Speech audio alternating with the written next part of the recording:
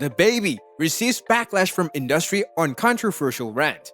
Hello and welcome back to another video here on Starstruck Mini. DaBaby can't stay out of controversy.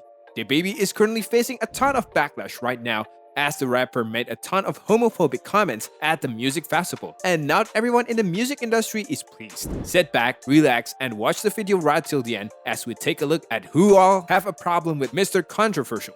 So, DaBaby has always been a troll of sorts. In 2017, the rapper showed up at the Austin Music Festival by Southwest in a diaper, performing a publicity stunt that poked fun at his chosen rap persona. Now, 4 years from his introductions to the masses, DaBaby has taken his trolling to a more months of Rolling Loud.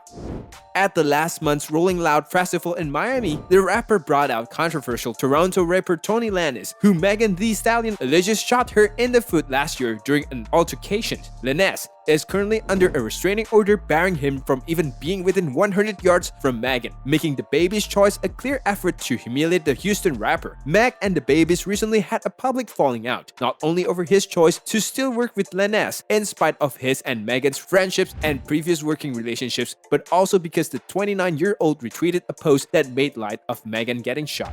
In addition to featuring Lanez in his performance, DaBaby made homophobic and stigmatizing comments towards people with HIV and AIDS. He later doubled down, particularly on his homophobia, in an apology he posted on Twitter. He then tried to rectify the backlash from his post with a curiously timed music video for his new songs, giving what it's supposed to give, which was released Wednesday afternoon. In the video, DaBaby inexplicably holds up a sign with AIDS written on the front. At the end of the video, rainbow-colored text appear on screen: "Don't fight hate with hate." Beneath the text is another half-assed apology: "My apologies for being me the same way you want the freedom to be you." The industry backlash. DaBaby's odd attempts to clean up his image arrive as white mainstream artists such as Dua Lipa and Elton John speaks out against his the statements made during his performances, starting their horror and shock. Branding like Boohoo Man have decided to no longer work with DaBaby after they publicly denounced his statements on social media. Now, the rapper disappeared from the lineup of Parklife Festival in the UK. Mr. Controversial. But what's strange about this current uproar is the fact that DaBaby has always been problematic. Just last spring, he was captured on video hitting a female fan who he argued hit him in the head with a cell phone. In an interview with TMZ, the woman in question says she wasn't even the one holding the phone. Nevertheless, his response at the time was like something pulled from Fox News. Despite alleging he couldn't see the fans in questions, he said he'd have reacted the same whether it was a man or woman. The astounding level of obtuseness aside, this wasn't even DaBaby's first run with violent behavior. Earlier this year, he was named in a lawsuit after allegedly attacking a rental property owner who tried to shut down an authorized music video shoot.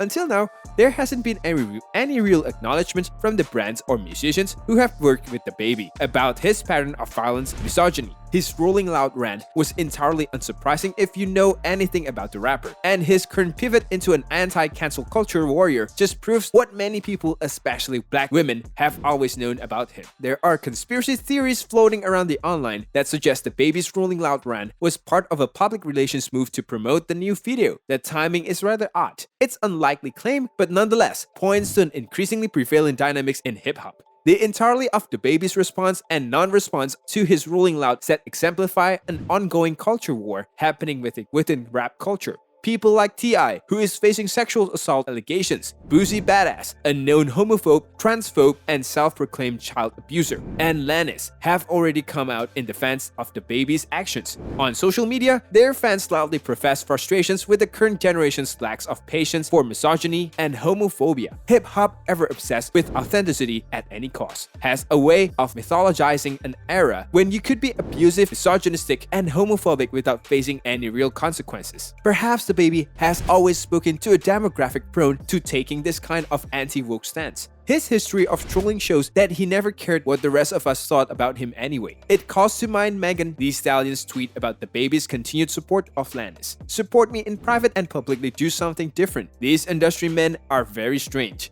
she tweeted. For DaBaby and the artists like him who speaks to an aggravated populations of men frightened by a changing world, publicly supporting a woman who was just shot by a fellow rapper is a bad PR. In the end, DaBabies and those who continue to support him are on the wrong side of the history, and time isn't on their side. The culture at large is changing to encompass more equity and equality, whether those complicit in oppressive systems like it or not. Given the number of problematic men who feel protected in hip-hop, it's more important than ever to prominent artists to no longer remain silent. Despite what critics of cancel culture might think, hip-hop's descent into becoming an unrecognizable industry has nothing to do with the sensitive millennials and has everything to do with a refusal to hold rappers accountable. Hip-hop was born out of a radical thought. The rapper now flirting with right-wing cultural ideologies are and have always been the real threat.